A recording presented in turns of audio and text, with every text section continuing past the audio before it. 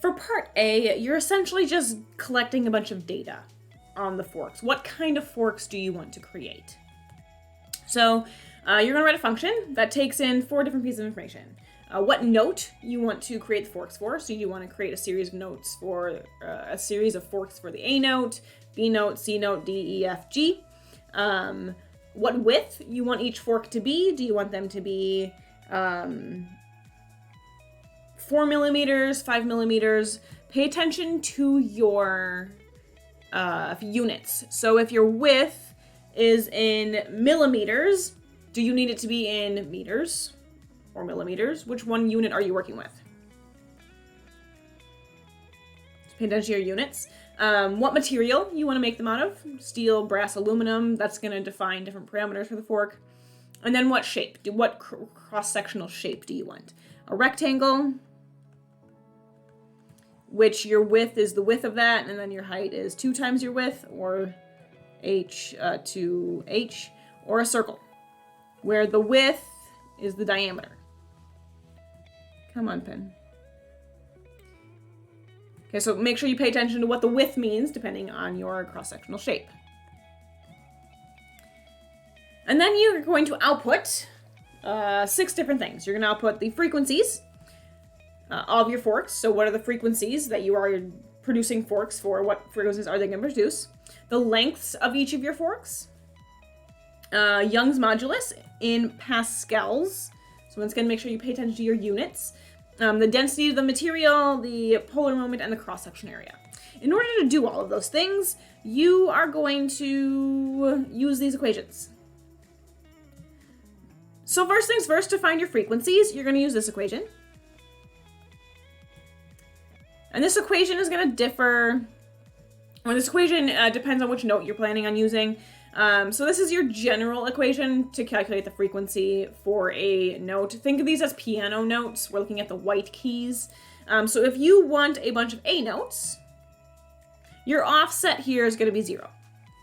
So you have 27.5 times A. A is this constant here.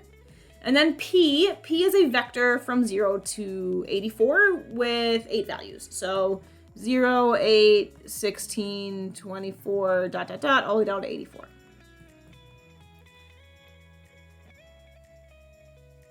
Zero, 8. Yes, I think that's it.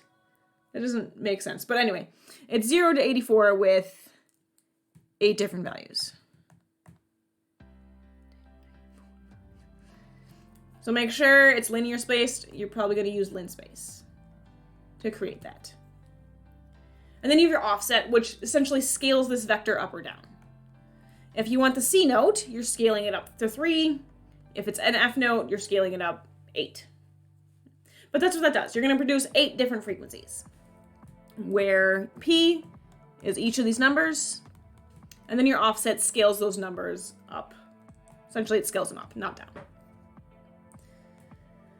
Okay, in order to calculate your Young's modulus and density, you're going to load in a file that contains all of this information.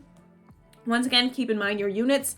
Young's modulus in the file is gigapascals, density kilograms per meter cubed. And so make sure you pay attention to that. You're literally just going to load in the data from the file, choose whichever material you're using, depending on what the input is to your function.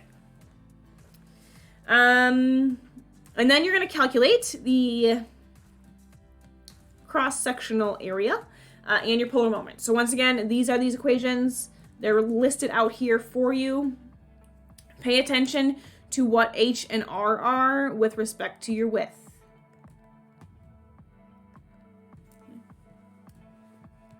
And then other things to do. So that is your outputs. Those are your outputs. That's where you get all that information from. You're going to calculate your lengths. So lengths you're going to calculate with this equation. You don't have, it's not in terms of length. It's not length equals. You need to solve for length. So it's pretty straightforward how to do it. Make sure you type everything in correctly. Pay attention to your parentheses. Pay attention to all of that fun stuff you've always had to pay attention to. Make sure you keep in mind your units. Polar moment area is in meters to the 4th, cross-section area is in meters squared, Density should be in kilograms per meter cubed. Young's modulus should be in pascals. So make sure you pay attention to all your units, otherwise your calculation will be incorrect.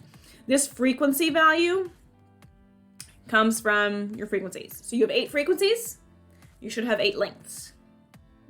Once you have your lengths, you're gonna do some additional calculations. So calculate the cost of each fork, given this cost per pound in your file.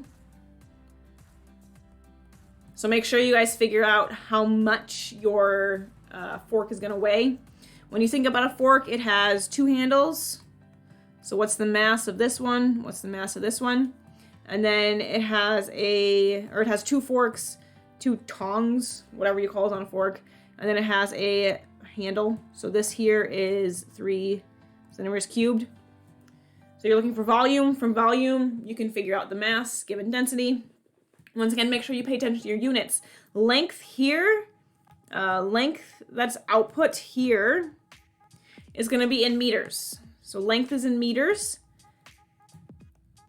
For the cost, make sure you need to find the mass in pounds.